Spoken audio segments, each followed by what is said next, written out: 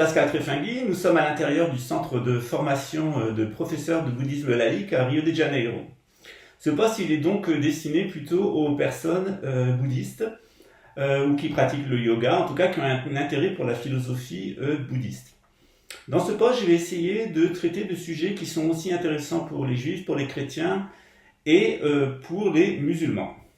Bien entendu, notre centre ici à Rio est un centre œcuménique, c'est-à-dire que nous traitons du bouddhisme en tant qu'approche psychologique de l'être humain et nous faisons des incursions donc dans la Kabbale juive, dans la psychologie de l'âme chrétienne et dans la psychologie islamique afin d'avoir une étude comparée des différents modes de psychologie et la façon dont ils peuvent s'adresser à un public tout à fait varié.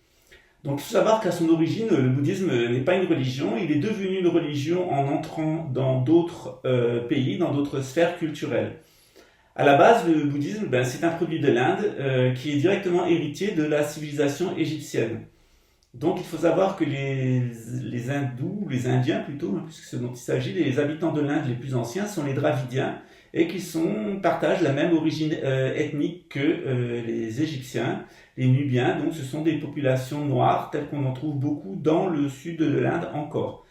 Les populations qui sont blanches, donc plutôt dans le nord de l'Inde, sont le fruit de migrations qui sont venues soit du plateau himalayen, soit de l'Europe, notamment à l'époque de Rama, où il y a des grands bouleversements en Europe et un flux migratoire très important de l'Hyperborée et vers l'Inde. Donc cette épopée, elle est comptée dans les écritures indiennes que l'on appelle le Veda, notamment le Ramayana, donc l'épopée de Rama.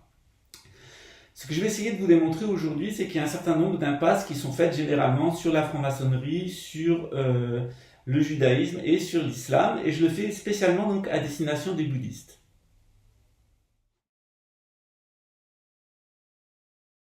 Alors, par où commencer? Tout simplement, on va commencer, puisque je m'adresse à des bouddhistes, par le bouddhisme. Qu'est-ce que le bouddhisme?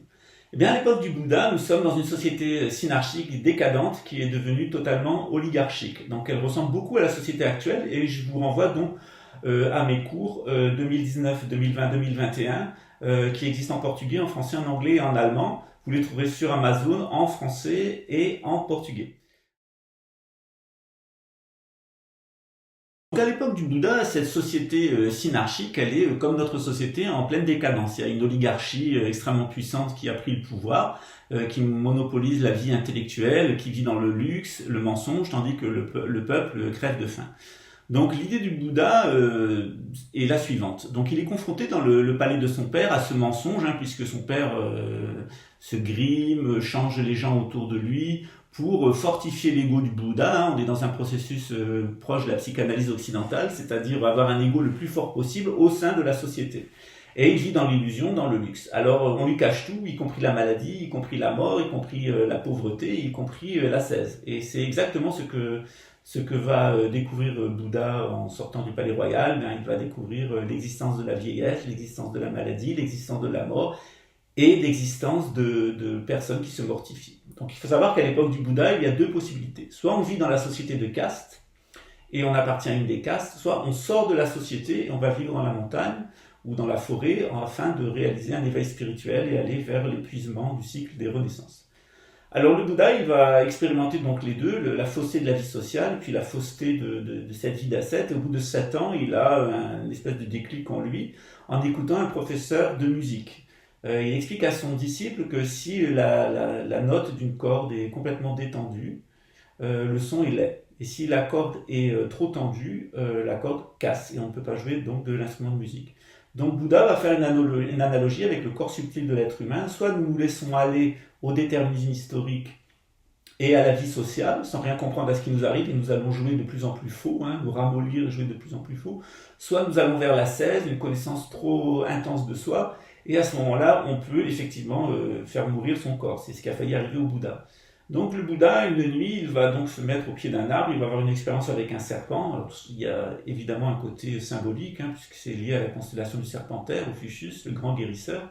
On est sous l'ère du Bélier, on approche de l'ère du Poisson. Donc le Bouddha, il va sacrifier son ego et il va réaliser donc un éveil spirituel qu'ensuite il va partager avec différents enseignements. Alors dans mon enseignement, j'insiste en particulier, puisqu'on est dans le domaine psychologique, sur les 4 nobles vérités, et ensuite sur l'octuple sentier, évidemment, on est dans le domaine bouddhiste, mais en particulier sur le Samyutta Nikaya, sur la description de l'existence, du conditionnement des existences par l'ignorance et les mémoires karmiques. Donc aujourd'hui, je ne vais pas traiter de ça, mais tout simplement pour vous dire que le Bouddha, il est parti du constat que l'ascèse, ça servait à rien et que sa société, elle était réformable. Exactement comme dans notre société, une vie d'ascèse complètement marginale mène à rien, et une vie réformer la société est impossible, puisque l'oligarchie financière a pris le pouvoir et nous amène vers une tyrannie, ce qui était exactement la situation à l'époque du Bouddha. Donc le Bouddha, lui, il a une autre idée. Il va créer un empereur collectif. Donc comme on ne peut plus avoir un empereur individuel, un nomade au sommet de la société, il va créer une collectivité qui va jouer le rôle d'empereur. Donc c'est elle qui va faire l'interface entre les mouvements du sol et les mouvements climatiques, et qui va pouvoir enseigner la population. Donc on a toujours les 4 castes qui existent, et il y a cette communauté, la communauté du Bouddha, qui n'est pas une communauté sociale, qui n'est pas une communauté d'ascèse, mais qui va faire cette interface à la place de l'empereur. Ce qui explique d'ailleurs que les couleurs qui ont été retenues par le Bouddha, ce sont les couleurs impériales de l'Inde, c'est-à-dire le jaune, le doré, et ensuite, par exemple dans la culture tibétaine, le bordeaux, puisque comme dans la culture romaine, dans la culture tibétaine, le bordeaux ou le rouge en Chine sont la couleur impériale. Donc cette situation du Bouddha, elle est intéressante pour les Juifs, parce que s'aperçoit-on à l'époque de Jésus, lorsque Jésus arrive en Judée, d'abord il y a ce phénomène de corruption de la société. On a une attaque étrangère, donc les Romains décident de venir en Judée et d'asservir les Juifs, et donc il y a une réaction qui est principalement une réaction nationaliste, qui n'est jamais une bonne chose. Quand il y a une réaction nationaliste, c'est que la civilisation est en train de mourir. Alors la timocratie, elle va s'arc-bouter contre l'enseignement de Jésus, qu'on peut tout à fait considérer comme un Bouddha, un être éveillé, et elle va obtenir son élimination. Donc en tant que juif, on peut aussi raisonner à l'intérêt d'avoir une communauté de personnes en fait qui va incarner la civilisation davidienne en elle-même, c'est-à-dire avec Hérode, c'est la fin donc de la civilisation juive, le temple est détruit, la timocratie est mise à bas, mais ce qui pourrait représenter l'empereur, c'est-à-dire le roi David, la lignée de David et de Salomon, elle pourrait être incarnée par une communauté de personnes qui ne vont pas être des ascètes, qui ne vont pas vivre à l'intérieur de la société, mais qui vont être une communauté qui va être investie du pouvoir impérial. Et c'est exactement ce que vont faire les chrétiens. Donc les chrétiens, il y a 2 rameaux des chrétiens. Il y a un rameau qui va rentrer en conflit avec le temple, c'est le rameau de Jésus, et qui va donc donner, après avec saint Paul, le christianisme occidental. Et puis il y a une autre réaction, en fait, en parallèle, qui est celle du frère de Jésus, du demi-frère de Jésus, Jacques, qui lui va créer une secte, comme Jésus a créé une secte d'un côté, lui va créer une secte de l'autre côté, une secte exactement qui est un copier-coller du bouddhisme, qui est donc antérieur, de 5 siècles. Et cette école, en fait, cette forme de bouddhisme, en fait, c'est ce qu'on appelle les judéo-nazaréens. Ces judéo-nazaréens ou nabatéens, ils vont migrer dans l'intégralité du Moyen-Orient, et c'est eux, donc, avec leur bréviaire, avec leur interprétation des écritures juives. Donc je rappelle qu'ils ont de très bons rapports avec le temple, jusqu'à sa destruction. Ils sont admis à l'intérieur du temple. Il y a un accord qui est fait entre le frère de Jésus, Jacques, et le grand prêtre du Sanhédrin. Ils fréquentent le temple, ils respectent la loi juive, mais ils vont être une communauté qui va incarner le principe impérial. C'est d'ailleurs pour ça qu'ils sont respectés par le temple. Donc une fois que le fondateur a été éliminé, Jésus, donc on a ce groupe donc, qui va persister au Moyen-Orient. Ce groupe, il va animer différents mouvements spirituels, et c'est lui qui va être à l'origine de l'islam. Donc on a l'expérience du prophète Mohammed à Petra, donc Becca, non pas la Mecque. La Mecque c'est venu après, c'est une falsification, le lieu saint n'est pas la Mecque, c'est Petra. Donc toutes les recherches historiques montrent que ce dont il s'agit dans le Coran, c'est Petra et non pas la Mecque, qui est donc une falsification historique de l'islam. Donc ces judéo-nazaréens, c'est là le grand secret de l'islam, c'est un mouvement de l'islam qui est créé à l'origine par des chrétiens. Et ce qui explique d'ailleurs que certains juifs aient pu rentrer dans l'islam au début, et qu'ensuite il y a eu un rejet très fort des juifs quand la personne de Jésus a été trop mis en évidence et valorisée dans l'islam. Donc l'intérêt de l'islam, en fait, c'est qu'on a repris tout l'enseignement juif, tout l'enseignement chrétien, et aussi tous les autres enseignements qui venaient d'autres traditions, pour avoir une dernière révélation qui va être une synthèse de tout ce qui s'est fait avant. C'est là la qualité de l'islam, de synthétiser tout ce qui a été fait avant. Lorsque j'étais enseigné dans ma tarika, on m'a dit la chose suivante, et qui est très juste: il y a des réponses à tout dans l'islam, puisqu'il y a la révélation du prophète Mohammed, mais une synthèse de tout ce qui a été fait avant. S'il n'y a pas l'explication dans l'islam, tu peux aller dans les autres traditions, dans le christianisme, dans le judaïsme, ou même dans les traditions non monothéistes, parce que ce sont des révélations qui ont été faites par Dieu à chacun des peuples en fonction de l'époque, de leur mentalité, de leur capacité à recevoir et expérimenter la vérité. Alors, dans l'islam, on a tout à fait le retour de la société synarchique, c'est-à-dire qu'on va avoir le calife, l'empereur, qui va être le médiateur entre le ciel et la terre, un nomade, et la société de sédentaires. Alors, ça va très bien fonctionner pendant plusieurs siècles, jusqu'à ce que les turco-mongols se saisissent de l'islam, rentrent dans le monde islamique, ce qui va donner l'Empire ottoman, qui est déjà un affaiblissement du califat. Ce pseudo-califat ottoman va lui-même être attaqué par l'Empire britannique et va être détruit. Dans d'autres postes et dans mes livres, j'ai pu expliquer que l'Empire britannique a empêché la reconstruction d'un califat à partir de l'Inde, ce qui aurait été normalement la mission de l'Inde, de créer de nouvelles synarchies. Ça n'a pas été possible à cause des nationalistes hindous, musulmans, et à cause du nationaliste indien hindou. Donc les nationalistes du Mahatma Gandhi et les nationalistes indiens vont faire que en fait, le califat ne va pas se reconstituer. L'université du Caire va jouer un rôle très négatif aussi, puisqu'elle ne se montre pas capable de nommer un nouveau calife.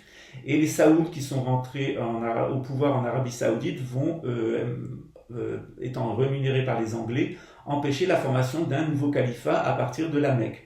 Donc on a la fin du califat islamique et donc on rentre dans un processus de dégénérescence de l'islam qui va donner la timocratie. Alors on n'est pas dans l'ordre historique, mais qui va donner la timocratie iranienne, les oligarchies du Golfe, les démocraties arabo-musulmanes et asiatiques, mais qui sont toutes des démocraties nationalistes. Et ensuite on va avoir la tyrannie comme Daesh, AQMI et d'autres groupes terroristes qui sont financés par les Occidentaux pour affaiblir l'islam de l'intérieur.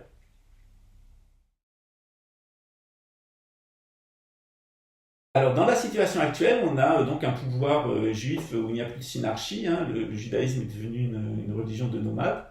On a un christianisme qui a perdu aussi sa synarchie, mis à part l'Angleterre qui est une synarchie boiteuse à orientation négative. C'est la seule synarchie qui reste, donc c'est la monarchie anglaise. Elle a ce pouvoir au niveau mondial à travers les États-Unis et Israël parce qu'elle est une synarchie, et que si on éliminait la famille royale d'Angleterre, tout cet édifice s'effondrerait. Donc cette synarchie anglaise, elle se maintient sur la base du christianisme, du judaïsme. Ensuite, l'islam, on n'a plus de califat. On a un relief de califat au Maroc, ce qui explique la situation un peu exceptionnelle du Maroc, mais sinon tout le reste est formé par des timocraties, des oligarchies, des démocraties ou des tyrannies. Donc l'intérêt pour un musulman d'étudier le bouddhisme, il n'est pas très évident. Je pense qu'il y a même un intérêt tout à fait nul, puisque ce qu'on va retrouver en psychologie islamique, on le retrouve exactement dans le bouddhisme, puisque le bouddhisme a récapitulé un certain nombre de connaissances antérieures venues de l'Égypte, ce qui a fait aussi donc l'islam. Pour un chrétien, il y a un certain intérêt à étudier le bouddhisme, puisque le bouddhisme tel qu'il est à son origine est très proche du christianisme tel qu'il est à son origine. Pour un juif, il y a aussi un certain intérêt à étudier le bouddhisme puisqu'il est une solution, puisqu'on n'a plus de califat, donc de monarchie davidienne dans le judaïsme. Il y a un certain intérêt à étudier le bouddhisme, ce qui explique d'ailleurs que la plupart des centres bouddhistes qui fonctionnent bien aux États-Unis sont animés par des juifs, d'anciens juifs. Donc la quasi-totalité des grands centres de bouddhisme qui fonctionnent aux États-Unis et ici au Brésil, dans le mien, ce sont des centres qui ont été créés par des juifs. Il y a pas mal de livres qui ont été écrits sur cette question des liens des anciens juifs avec le bouddhisme. Alors, je ne saurais trop vous inviter à rester dans votre propre tradition. Si vous êtes juif, restez dans le judaïsme. Si vous êtes chrétien, restez dans le christianisme. Si vous êtes musulman, restez dans l'islam. C'est la situation la plus sage. Par contre, face à l'inconfort de vivre dans une société moderne, il y a un certain intérêt à étudier le bouddhisme originel en tant que doctrine psychologique. Donc je mets de côté le bouddhisme en tant que religion, tel qu'il est devenu en Chine, au Japon, au Tibet ou en Asie du Sud-Est, puisque là on a un phénomène de mélange, donc sur la base de l'hindouisme, du taoïsme, du shintoïsme et du Bön, donc une reformulation du bouddhisme en tant que religion capable d'animer une société de sédentaires. Le bouddhisme originel, il reste sur ce schéma, donc en l'absence d'empereur, soyons une organisation collective. Donc l'intérêt pour moi d'enseigner la psychologie bouddhiste, en fait, c'est aussi pour créer un électrochoc, pour faire prendre conscience qu'en l'absence de société synarchique, donc on va suivre le déterminisme historique dans l'aveuglement jusqu'à la tyrannie et notre élimination. Par contre, on peut sortir du déterminisme historique par une initiation, et pourquoi pas une initiation dans l'islam. Donc nos tariqas, notamment dans la voie de Kedir, donnent des initiations à la voie des isolés, hein, la voie des fards. Donc on peut devenir un afrad, un isolé, comme dans la sourate 18 du Coran, la caverne va recevoir une relation particulière avec Dieu d'un point de vue individuel et non plus à travers la société ou dans une voie extrasociale. Dans le christianisme, évidemment, peut avoir un certain intérêt à étudier le bouddhisme puisqu'on va retrouver l'enseignement originel de Jésus, on est très proche. Dans l'islam, eh bien, tout simplement, le bouddhisme il peut donner un éclairage sur la psychologie islamique originelle parce qu'elle a beaucoup été affectée par la modernisation. La colonisation a détruit la psychologie islamique traditionnelle et pour ma part, j'ai dû faire un très gros travail de recomposition de la psychologie islamique parce qu'il y avait très peu d'ouvrages qui étaient disponibles en langue européenne ou aussi en arabe sur la psychologie islamique traditionnelle.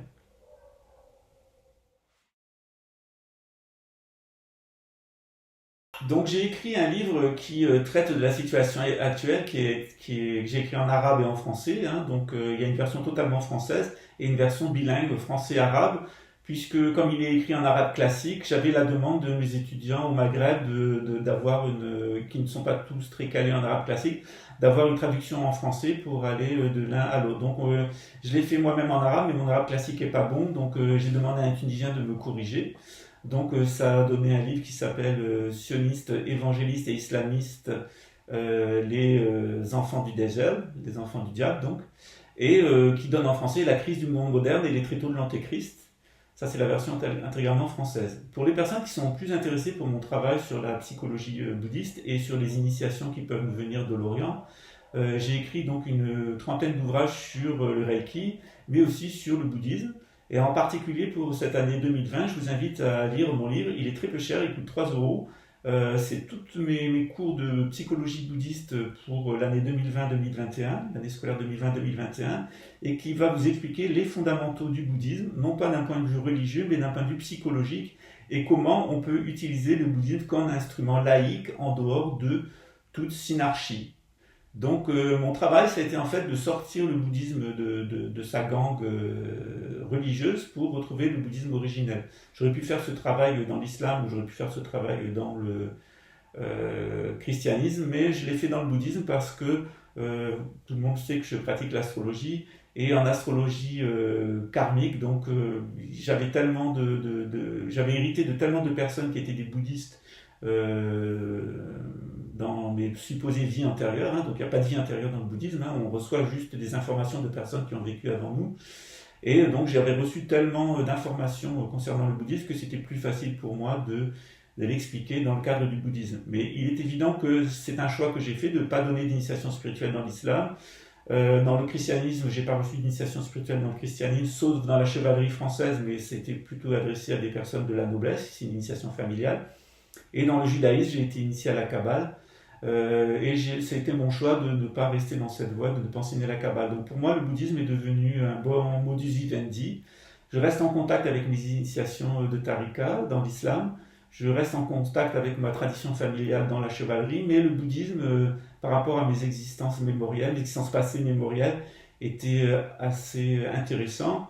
Il y a certaines personnes qui savent que j'ai été reconnu comme étant une renaissance, un tulku de Patrul Rinpoché, un maître tibétain du 19e siècle. Donc je me suis exprimé sur ce sujet-là, pourquoi j'ai pas voulu rester dans le cadre monastique tibétain, ce que j'y ai fait, vous trouvez tout ça dans mes biographies, les querelles que j'ai pu avoir dans le milieu tibétain à cause du fanatisme religieux, à cause du nationalisme tibétain et à cause de l'hypocrisie qui règne dans ce petit monde de la communauté bouddhiste tibétaine de France, de Navarre et de l'étranger. Pour terminer, je vais vous raconter une histoire qui m'est arrivée. J'étais au temple des 1000 Bouddhas de la Boulaye et le Dalai Lama est arrivé. Et tout le monde s'était habillé en costume folklorique tibétain, chanté, dansé. La plupart des gens avaient appris le tibétain pour pouvoir avoir accès au texte en sanskrit tibétain.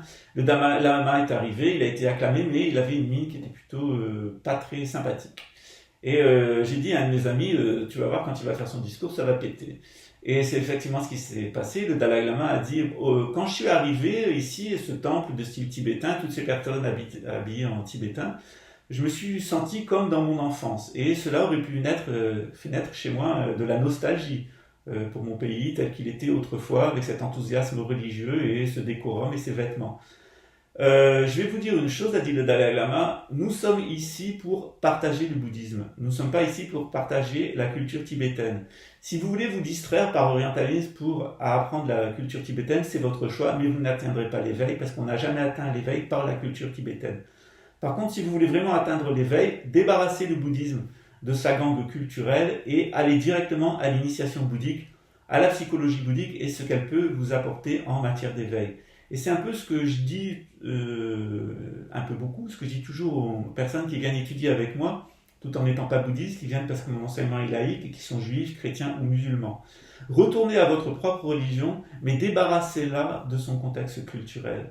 Arrêtez de croire des choses parce que ce sont vos parents qui l'ont dit, arrêtez de croire des choses parce que c'est votre culture qui le dit. Croyez une chose vraie parce que vous l'avez expérimenté vous-même. Faites ce travail de sincérité à l'intérieur de vos propres textes pour aller dans l'essence de votre propre tradition spirituelle et d'en trouver un motif d'amour des autres, de la vie, et aussi un motif d'amour de vous-même, de connaissance de vous-même.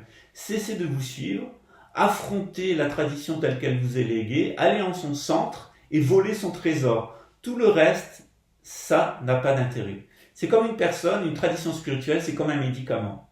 On est malade à cause du déterminisme historique, on a besoin d'un médicament qui est notre propre tradition. Mais une fois qu'on est guéri, on peut jeter le médicament, on n'en a plus besoin, on peut le laisser dans l'armoire. Et bien c'est pareil avec notre tradition.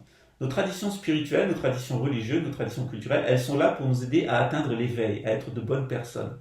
Lorsque nous avons atteint l'éveil, on reconnaît tout l'apport de cette culture, tout ce qu'elle a de bon, tous les bénéfices qu'on en a tirés, mais elle doit rester sur l'étagère. Il y a un phénomène d'éloignement par rapport à notre propre culture pour aller à ce noyau commun qui est commun à toute l'humanité et qu'on pourrait appeler la tradition primordiale. Et ce que j'avais envie de partager avec vous, c'est justement un chemin d'accès, parmi d'autres, à cette tradition primordiale. J'espère que vous m'avez compris, j'espère que ce n'est pas trop complexe. Si vous avez des questions, je vous invite à les poser et de vous référer donc à mon travail dans le bouddhisme qui, je pense, pour les personnes qui le sentent à l'intérieur de leur cœur, va pouvoir vous aider à sortir du déterminisme historique et à retourner vers vous-même prendre ce noyau à l'intérieur de chacune de nos traditions spirituelles. D'ailleurs, on remarquera que les personnes qui ont eu accès au trésor de leur tradition spirituelle ne rentrent pas en conflit avec les autres traditions spirituelles parce qu'elles trouvent ce même noyau commun à toute l'humanité chez les autres. Les mystiques ne font pas de guerre de religion. Par contre, les imbéciles et les hypocrites en font beaucoup. À nous de savoir si nous souhaitons être des fanatiques religieux, nous satisfaire d'une situation sociale de corruption politique généralisée et d'hypocrisie liée à l'argent, ou si nous souhaitons être authentiques, retourner à nous-mêmes et aller à l'essentiel des autres. Je vous remercie pour votre écoute et à très bientôt. Ciao. On se retrouve au Maroc.